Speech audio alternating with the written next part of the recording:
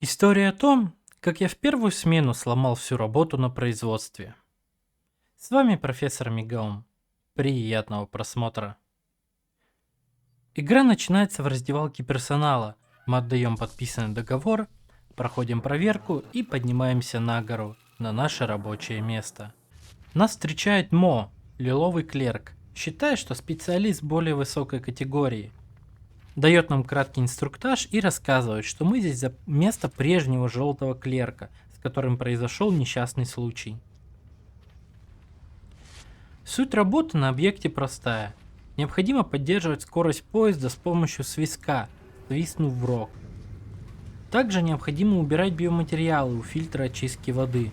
За переработанный биоматериал, а также за каждые 15 проехавших вагонов, мы получаем талоны, за которые нам дают капсулы с кислородом во втором корпусе. Нашего кислорода хватает всего на 2 свиста, поэтому за количеством капсул стоит следить. По ходу сюжета у нас появляется куча вопросов, и не на все Мо сможет дать ответ. Например, что это за строение вдалеке, что же случилось с Ни, почему мы именно на этой горе, почему бы не выдать баллоны и так далее. На все это сможет ответить столичный зал в первом корпусе. По ходу прохождения сюжета мы понимаем, что здесь все не так просто. Обстановку начинают нагнетать написанные кровью на стене фразы. Есть еще один. Я спрятал его в надежном месте и мой род. Мы понимаем, что Ни слишком рано узнал о грузе, который провозят вагоны. Желтым клеркам эта информация дается только через год работы. Ни узнал через несколько дней. Мы же вообще все поняли меньше, чем за час. Нам дают выбор – уволиться или узнать правду. В столичном зале нам рассказывают, что наша страна перевозит биологические отходы в виде трупов животных, в то время как в соседней их перерабатывают на заводе, а взамен мы получаем воду.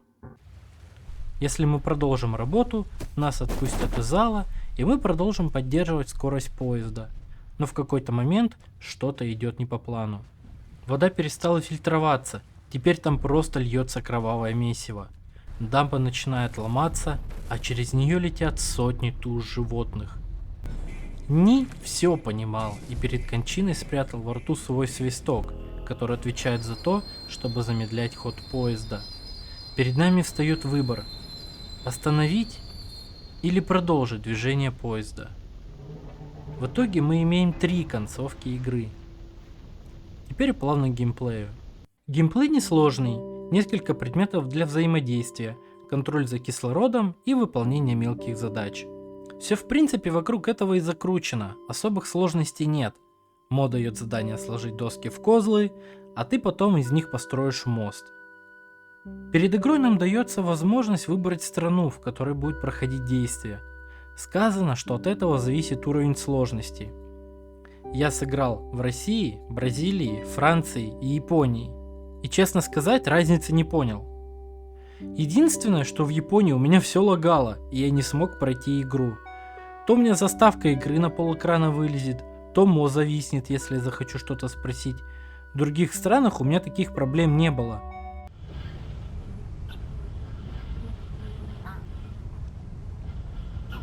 Вообще похуй. Первый день я проходил в патче 1.1.1, но на следующий день вышел патч 1.1.2. Может, что-то и изменилось.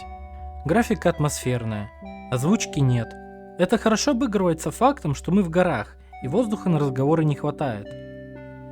Игра жуткая, но не страшная. Стилистика игры и цветовая гамма нагоняет атмосферы, но играется очень легко и интересно. В игре я нашел только один скример. И то совершенно случайно. Я не буду показывать, где он, но ненавязчиво дам подсказку, что нужно делать, чтобы его получить, и раскрыть некоторые подробности сюжета игры. В плане достижений придется пройти игру минимум 2 раза, потому что пара достижений противоречит сама себе.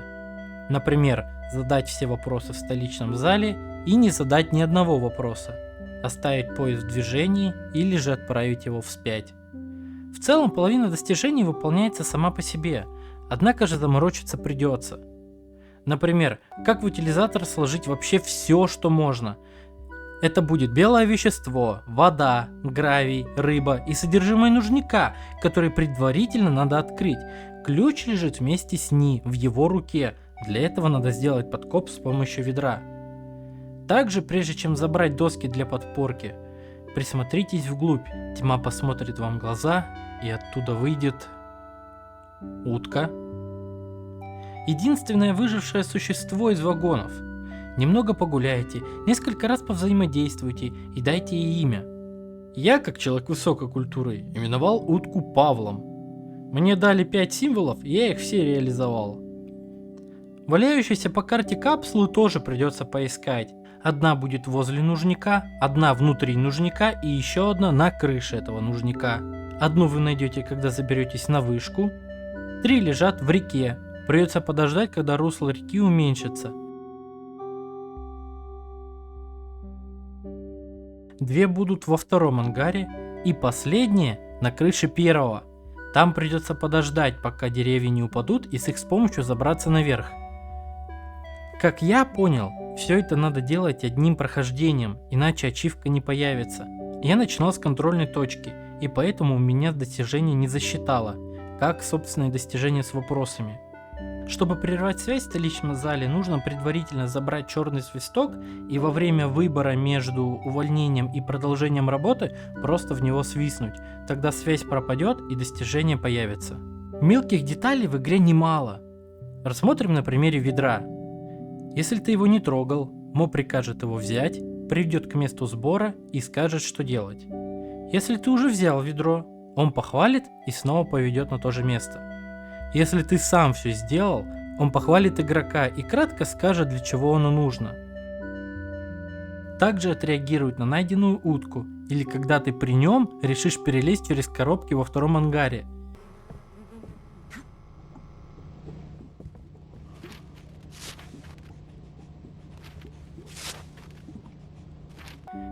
Даже со всеми этими мелочами мое первое прохождение заняло 61 минуту.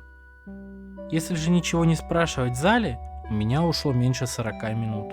Игра отлично подойдет для коротания вечера, даже если пройти ее 2 раза ради всех достижений. К сожалению, потом играть в нее не так затянет, как по мне. Ценник, конечно, в этом плане не в пользу покупки, но это субъективно. Однако мне кажется, что в игре много мелочей, но при этом как-то мало основного контента. На этом у меня все. Ссылки на мой телеграм и твич в описании. Спасибо за просмотр.